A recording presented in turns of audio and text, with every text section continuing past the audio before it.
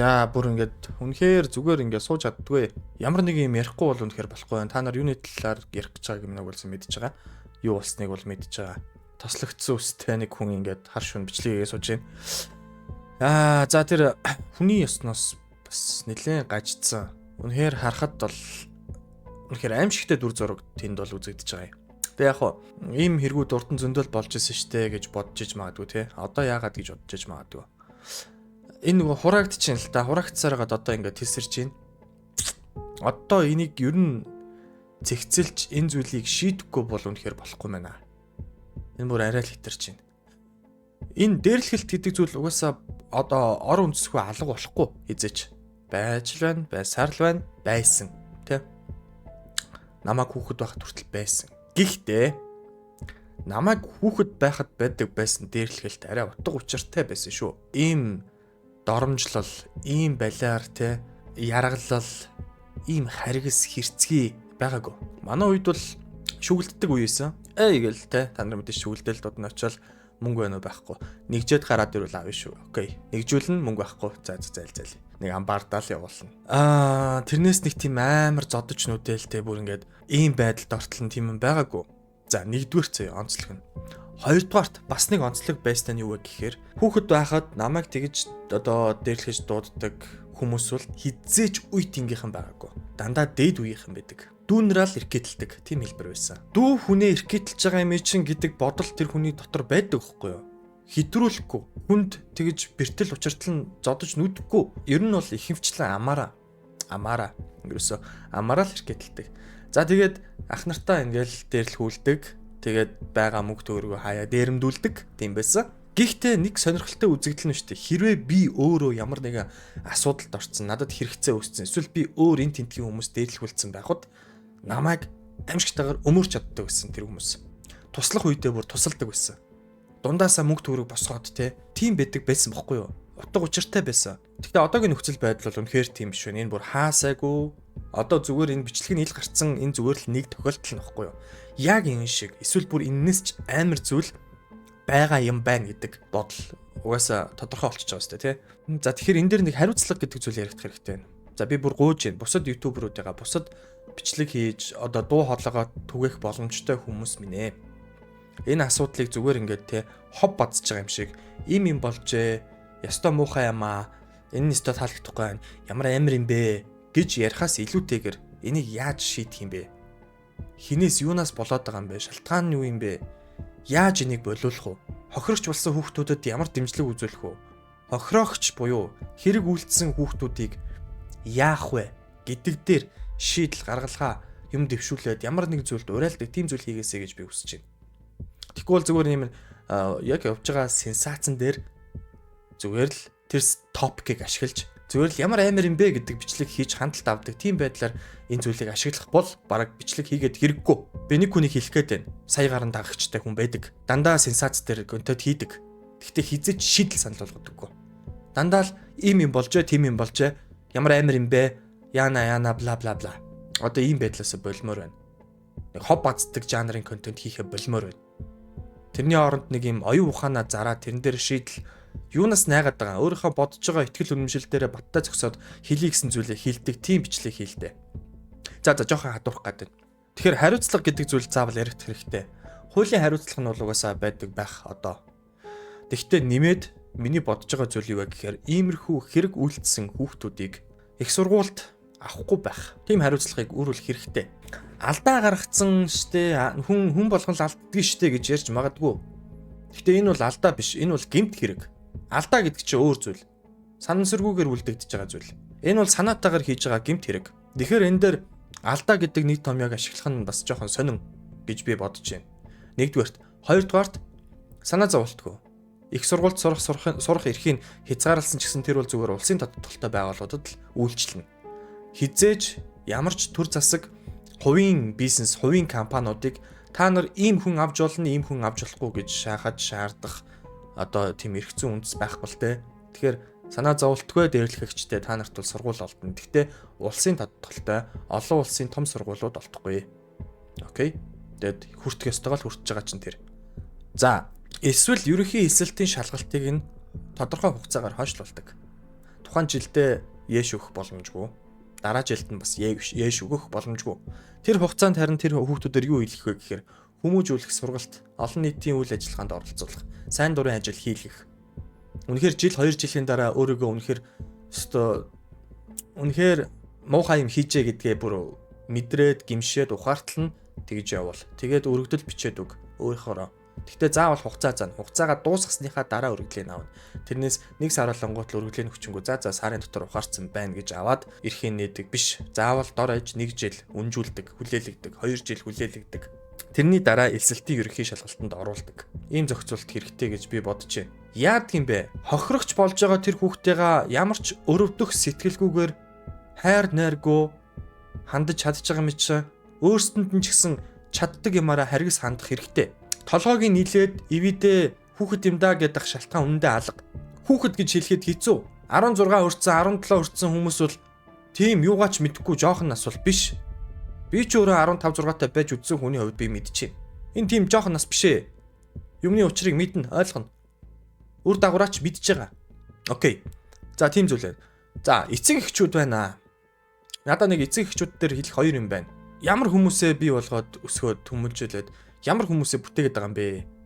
Энэ манай дээдлийн үеийнхаа яг манай дээдлийн үеийн нөхдөд тахгүй юу? Энэ дээрлэхэлт үлдэж байгаа хүүхдүүдийн эцэг эхүүдийг би төсөөлж нэг балан юмнууд байгаа угаасаа мэдчихээн. Сургуулийн нийгмийн ажилтнууд руу багш руу амир их дайрдаг хүмүүс байд юм байна. Яг та нар шиг нөхдүүдээс болоод энэ зүйл дэлгэрж байгаа. Хүмүүжил, ёс суртахуун гэдэг зүйлийг чи хүүхэдтэй өгөх ёстой байсан болохоос шинэ багш сургуулийн нийгмийн ажилтнаа, сургуулийн захирал, сургуулийн бодлого өгөхгүй. Тэр өөрийнхөө хариуцлагыг бусдад аваач нялзаагаад ингээд сууж байгаа хүмүүсээс л тийм хүүхдүүд бий болж байгаа. За, дараагийн төрөл нь штэ эцэг эхчүүдээ. Амар их би пост харж байна Facebook дээр, Instagram дээр ч тэр, Threads дээр ч тэр. Амар их пост. Энэ зүйлийг бүр ингээд жигшиж зэвүүтсэн, эсэргүүцсэн, хариуцлагын өөрөөл бла бла бла. Тэгэл комментууд битүү. Гэхдээ би нэг зүйлийг хэлэх үү. Энэ дунд биш те. Ихэнх нь биш үү. Удлаа попорж байгаа хүмүүс байгаа. Энэ попорж байгаа хүмүүст би хандаж хэлмээр байна. Чи заяо амьдралдаа ямар нэгэн байдлаар дээрлэхэлт гэдэг зүйлийг харж л байсан байгаа. Гэхдээ хүүхэд байх үедээ биш шүү. Насанд хүрсэн. Ухамсарт төлөвшил би болцсон үедээ шүү за. Чиний эргэн тойронд эсвэл чамайг гудамжаар явж яхад чинь нүдний чин бууланд, байрны бууланд хідэн хүүхэд нэгнийгээ дээрлэхжсэн дүр зурагтай чи тааралдж байсан байх. Чи тэр зүйлийг таслан зогсоож исэн юм уу? Чи эсвэл хүүх хийгээл харсан ч хараагүй юм шиг явж исэн байгаа. Одоо яг pop rod байгаа хүмүүс дунд тийм хүмүүс байгаа шүү. Зөндөө байгаа. Маш их байгаа. Тэгэхээр ийм үг үйлдэл нь зөрдөг баймааргүй байна. Бас томчууд насан туршистэй. Иймэрхүү хэлбэрийн зүйл харахад юм бол тэрийг таслан зогсоох хэрэгтэй байна. Болохгүй гэдгийг хэлмээр байна. Харсан ч хараагүй юм шиг явдаг баймааргүй байна. Энэ зүйлийг би хэлмээр байна. За одоо дараа нь хүүхдүүд өөрсдөө энэ амар хэцүү. Хүүхдүүд гэртээ нэг өөр зан аршинтай эцэг эхийнхээ дэргэд гэрээсээ гараад найз нөхдийнхөө дунд дахиад нэг өөр зан аршинтай байдаг. Энийг мартцсан юм уу эцэг эхчүүд? Та нар ч гэсэн тийм л байсан шүү дээ. Бид нар бүгдээрээ л тийм л байсан шүү дээ. Аав ээжийнхээ хажууд инхийн цагаан тагтаа шиг. Гарсан ч орсон ч дандаа инхийн цагаан тагтаа шиг байдаг байсан хүүхдүүд бол байгаа. Маш хүмүүжлтэй хүүхдүүд бол байсан. Тэрийг бол мэдэж байна. Гэхдээ би бол харамсалтай нарай тийм байж чадаагүй. Би гэрээсээ гадаа гараад арай өөр зан аршинтай болдог байсан найзуудынхаа дунд. Тэгэхээр одоо харагдж байгаа байдалд нь бити итгээд бэ эцэг эхчүүдээ. Хүүхдүүд чинь гэрээсээ гараад найзуудтайгаа дунд шал өөр юм бодож санаа, шал өөр юм яриад явж байгаа. Тэгээ хүүхдүүдтэй бас нэг зүйл хэлмээр байна. Хөвгүүдийг эмэгтэй хүүхдийг гар урж болохгүй, эмэгтэй хүнийг дээрлэж болохгүй гэдэг үзлээр хитрхи хүмүүжүүлээд энүүгээр нүдэд дахаар нөгөө октууд нь эргээд давраад байгаа юм биш үү гэдэг үзэгдэл амар их байна. Асар их дээрлэхүү октууд бий болоод байна. Дээрлэхүү хөвгүүд биш, дээрлэхүү октууд. Сүүлийн үед энэ үеийнгээ дээрлэхэлт нэгнийгээ зодж байгаа бичлэгүүдийг та нар харсан бол дандаа октууд нэгнийгээ зодж байна. Дандаа октууд хөвгүүдийг дээрлэж байна. Тэгэхээр эн чинь нэг зүйл хилээд байгаа юм биш үү? Энийний суур зүйл нь юу вэ гэхээр хөвгүүдийг хитрхи хөлцөнгөө болгоод байна. Хөвгүүдийг хитрхи номхон дүлгөн нэг тийм болгож хүмүүжүүлээд байна. Өстө нэр үнэхээр болдог бол те хүүдээ зөрүүлээд эргэтэй ч эмгтэй ч хамаагүй алгадаад аваарай гэж захидаг баймаар байна. Үнэхээр болдог бол даанч тэгэл хүнд гар хүрсэн болчихно л доо. Тийм зүйл байна. Нэгдүгээрт. Хоёрдугаарт октод 10 жилийн октод амар хөмсөг сормоос хийгээд нүүр мөрөө нүд мүдэ амар будаад тэр хумс момс одоо юу юм бэ? Болмоор байна. Энийг бүр хормоор байна. Хордгоо маа гэхэд нэг юм норм байлгамаар байна. Хэмжээ хязгаартай баймаар байна. Энэ мейкап хумс хуруу хин тамаатай юм бэ гэж бодож иж магадгүй заяа. Наадах чинь амар нөлөөтэй. Би энийг тайлбарлая. 16 настай охин заяа хумс хурууга амар будаад ургуулад эсвэл хиймэл хумсаа хийгээд сормоос наагаад нүд мүдэн амар будаад хувц сунраа ингээд амар тийм 20 хүрсэн хүн шиг имиж бүрдүүлээд явлаа. Мэдээж 16-тай охин байгаа. Гэхдээ 20-тай, 21-тэй өөрөөс нь хамаагүй ах насны залуучууд хөвгүүдийн анхаарлыг татна тэр охин. Мөн үү? Мөн. За нөгөө хөвгүүд чинь тэр охиныг өдөж хоргооно. Харилцаа үүсгэнэ. Нийлнэ. Нийлэхээрээ яах юм? Янз янзын зүйлд уруу татна тэр охиныг. Тамхи, арх, пив, тэ? За, тэгэд янз бүрийн харилцааны янз бүрийн амаараа хилэлцэх, ярилцах тэр амны хиллэг юу гэдгийг те. За тэнгууд нөгөө охин яах вэ? Үеийнхэндээ тарааж эхлэн тэрийг. Тэндээс сурсан юм а нөгөөдөлдөө флексдэн. Мөн үү? Тэгээ зарим нэг охтуудыгаа дагуулж явна, уруу татагдана. За энэ дээрээс л бүх зүйл эхэлж байгаа. Сурсан зүйлээ үеийнхэндээ тарана. Ингээ үржүүлээ явчих жоохоо. Нэгдүгээрт, хоёрдугаарт уруу татагдана. Бөөнөрөө уруу татагдана. Тэд нартэй нийлнэ. Харилцаагаа хадгалахын тулд үе тэнгийн юм шиг эсвэл тэдний яг төвшөнд байх гэж хичээн. Ингээд дүрдээ ороод итгээд тэр чигтээ явцдаг. Тим зүйлүүд байгаа. Тэ магадгүй тэр охин, тэр хүүхдүүд өөрсдөө хохирогч нь болж магадгүй. Эсвэл өөрсдөө хин нэгнийг дэрлэгдэг болж магадгүй. Тэгэхээр хумс хуруу тэр мейкап гэдэг зүйл ямар хамаатай юм бэ гэдэг хүмүүст би хэлье. Ийм эффект цаана байдаг юм аа. Би өөрөө эрэгтэй хүн. Би өөрөө эрэгтэй хөвгүүн байж үдсэн хүн. Охтуудтай нийлдэг. Охтуудыг ингээд бөөнөрөө ингээд суугаал янз янзын юмарал том юмарал пит үсрээд байх тийм сонирхолтой нас гэж эрэгтэй хүүхдүүдэд байдаг юм. Тэднэрт өнгөрч харагдахыг хүсдэг зүйл байдаг юм. Нэг юм том болцсон юм шиг, нэг юм mature эрх хүн болцсон юм шиг харагдахыг хүсдэг үе байдаг юм аа. Тийм болохоор тэр зүйл охтуудад нөлөөлдөг юм аа. Би энийг ганцаараа мэдээд байгаа юм шиг шүү дээ. Эрэгтэйчүүд бүгдээр л мэдж байгаа шүү дээ. Бүсгүүчүүд ч гэсэндээ одоо эргээ бодоод үз. Тэ. Тэгэхээр энийг жоохон хэмжээ хязгаар гэж юм байсан учраас дээрэс нь даруулга гэж зүйл байсан учраас арайч бидний үед ийм байдалд хүрчээгүй л явж ирсэн юм байна л да. Одоо тэр даруулга бүх зүйл алга болсон. Эрх чөлөө, хүүхдийн эрх, хүний эрх. Вау, ямар гоё эрх вэ. Үнэхээр ийм зүйлд хүргээд байгаа юм бол тэр эрх гэдэг зүйл ер нь байгаад хэрэг байгаа юм уу да. Тэ? За, дараагийн нэг зүйл байна. Эцсийн зүйл заяа. Зарим нэг гэж хэлж байгаа шүү. Бити өөр дөрөд тусгаж авангуудлаа бла бла бла гэд гомдоод байгаараа. Зарим нэг артистууд заяа. Рэпер нэртэй 113 гэх мэт артистууд зүгээр өөрсдөө битээ зохиогоод өөрсдөө юмаа гаргаад тэр дуу муугаа зохиогоод нэг дуунуудаа гаргаад явал та. Битгий байсан юмнуудыг бити ингэж эргэж бузарлаад л та. Яах гэдэг. Чи яг яах гэдэг. Тэгээ нэг докюментари байлээ. Би өөрөө хүүхэд чи мэдрэл муутай юм уу? Би өөрөө хүүхэд болохоор л хүүхдийн дуу бүр ингэж нэг юм амарлаг ухаантай болох гээд бити хичээгээд бро. За би артистуудаа нэмээд би стримерүүдийг оруулаад ирээ зөө. Зарим нэг стримерүүдийг. За эднийг базаад би хэлэхээр тэдний үлгэрлж байгаа үг хэллэг, сэтгэлгээ, хандлага тэр simulation одоо ямар нэгэн тоглоом одоо тэр GTA RP дотор байгаа тэр харилцаа хандлага тэр бүх зүйлүүд чинь үг хэллэгүүд чинь урайлж байгаа зүйлүүд чинь шууд утгаараа хүрэхгүй ч гэсэндээ хүүхдүүдэд нөлөөлдөг байхгүй юу? Даалт хэлбэрээр зам байдал, ухамсар, үйлдэл, сэтгэлгээнд нь нөлөөлдөг тийм ээ. Надтай надгүй угаасаа амар үг хэлээ явж байгаа гэж хэлж илээ л дээ, тий. Гэхдээ чи ядаж болчихооч. Гэх мэтчлэн та нар цөөрчих юм бол эн чинь багсдгүй юм уу? Хувь нэмэр оруулж байгаагаа яагаад ингэж амар үгүйсгээд байгаа? Надтай надгүй гэдэг чам шиг нөхдүүдээс л болж байгаа. Та нар шиг нөхдүүдээс л энэ бүхэн үүсэж байгаа шүү гэдгийг би хэлмээр байна. За тэгээд эцэст нь хандаж хэлэхэд одоо миний хийж чадах зүйл YouTube-ээр ингээ бичлэгээр ойрлохоос гадна сургуулиуд дээр очиж би одоо сургалт өгмөр байна. Үнд төлбөргүй санаа зовлтгоо. Миний хийж өгч чадах зүйл ердөө л энэ байна. Хэрвээ чи сурагч бол багштай хэлээд миний сургалтыг сургууль дээр ангидаа эсвэл яг үеийнгийн ангийнхандаа ч юм уу те авах хэрэгтэй нь би очиод хичээл зааж өгье. За хэрвээ миний энэ бичлэгийг үзэж байгаа эцэг их байвал те хүүхдийнхаа сургууль дээр миний бичлэгийг үзэж байгаа багш нар сургуультай холбоотой ажил эрхэлдэг хүмүүс байвал те сургууль дээрээ би ингээ 9 ба түүнээстэй шангийн сурагчдад сургалт өгмөр байна. Энэ сэдвэр яг энэ талаа сургалт өгмөр байна. Хамгийн гол нь үнгүй үгүй.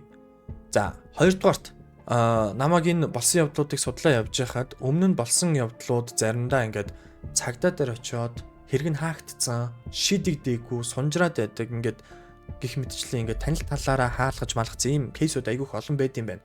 Яг тийм кейстэй хүмүүс байвал над руу мэдээлэл өгөөч ээ. Тэ? Эний чинь би дэлгээд сэргээе.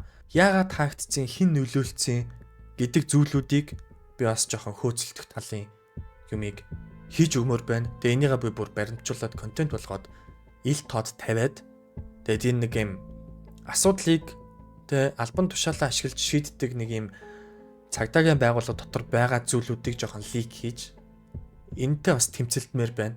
Тэгэхээр энэ ажилд маань бас туслаад өөрсдийнхөө мэдээллийг илгээх хүмүүс байвал миний Facebook page ч юм уу, Instagram ч юм уу, тэ эсвэл mail хаягаар ч юм уу холбогдоод мэдээлэл илгээх бүрэн боломжтой шүү guys. Окей. За нэг ийм зүйлүүдийг ярихыг хүслээ. Маш их бухимдалтай байлаа. Тэгээд дуу өндөрсөд сүлдээ бүр юу ч болов мэдгүй. Ямар ч зэн хэлий гэсэн зүйлүүдийг хэлээ гаргачлаа. Тэгээд маш сайхан байна. Энэ дээр нэмэгдэж ярих байсан дутуу үлдсэн зүйлүүдийг би богино хэмжээний рилүүдээр Facebook, Instagram дээр оруулна. За ямар ч байсан хэрвээ энэ бичлэгийг үзэж байгаа дээрлэхэгч байх юм бол тун удахгүй чамд маш том хариуцлага тооцдог систем бий болно. Чи өөрөө ухамсараараа болохгүй бол чамайг хүчээр болуулна. Эсвэл тэрэнд чинь тохирсон шангийг чинь хүртээдэг болно. Хэрвээ дээрлэхэлтийг дэмжиж өөгшүүлээд байж идэг байвал чи бас тэр замаар явнаа. Чи өөрөө гар хурж дээрлэхтүү ч гэсэндээ зураг бичлэгийг аваад селфи хийгээд хөхүүлэнд дэмжиж инээгээд орлоод байж идэг хүн бол чи ч гэсэн тэр замаар явна. Тэрний дараа эсүүлдэгч харсан ч хараагүй юм шиг те би хэлэх ёстой юу ёсгүй юу гэд эргэлзээд байж идэг хүүхэд байвал чи хэлэх ёстой. Хилээгүйгээрээ чи хэргийг дуун дарагдуулсан тэдний нэг хэсэг болж хувирах боломжтой шүү. Чамд өчүүхэн ч гэсэн эргэлзээ байгаа бол чи зоригтойгоор хохирогчийг хамгаалах тал руу ороо. За дөрөвдүгээрт хохирогч болох эрсдэлт байгаа хүүхдүүд. Тийм зүйл болохоос нь өмнө хэн нэгэнд хэл. Эцэг ихтэй хэл. Багштай хэлээд багш чинь тэрэн дээр ямар нэг ач холбогдол өгдөггүй, чамайг өмгөөлөх хамгаалах юм хийдэггүй, нэг тоодоггүй байх юм бол чи эцэг ихтэй хэл. Тэгээд чиний буруутаагаас болоод тэр хүмүүс чамайг үзэн ядаад ийм нөхцөл байдал үүссэн байсан ч хамаагүй эцэг ихтэй хэл. Аимшигтайгаар доромжлуулж, гэмтэж, бэртэж, хохирч үлдэжсэнээс л дээр. За миний хэлэх гэсэн зүйл өрдөө энэ байлаа. Баярлалаа.